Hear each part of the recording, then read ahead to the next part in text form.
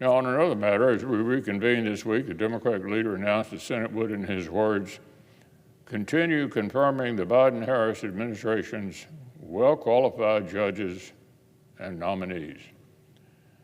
Nearly all the way through the administration's term, our colleagues would be right to wonder, what does he mean by well-qualified?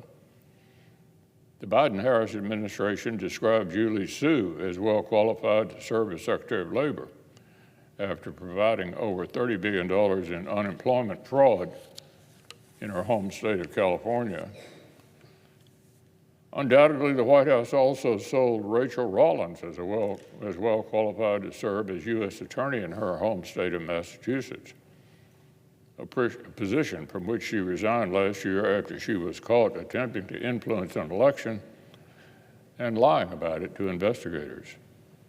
So it may be worth taking the term well qualified with a grain of salt, even more so when you consider who in this administration's pipeline of upcoming nominees. There are, of course, the ones about which the Senate has learned alarming and disqualifying details since we began our consideration, like Adele Manji, whose associations with terrorists, apologists, and advocates for cop killers seem only to have grown after the Judiciary Committee questioned him under oath. Or Sparkle Suknanan, who couldn't seem to give our colleagues on the committee a straight answer about the nature of her involvement in advocacy for hedge funds' right to collect on Puerto Rican debts. Or Embry Kidd, who misled the committee about his record of letting sex offenders off easily.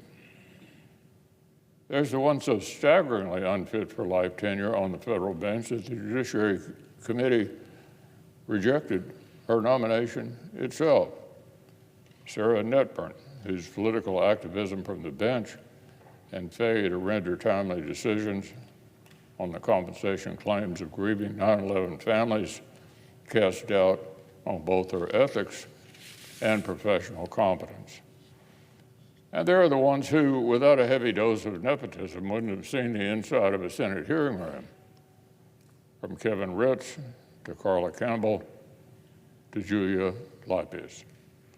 So, Mr. President, the Democratic leader will have to forgive some of us for not suspending our disbelief. I can assure our colleagues that Senate Republicans are no more inclined today than we were in July to rubber stamp radicals for the federal bench.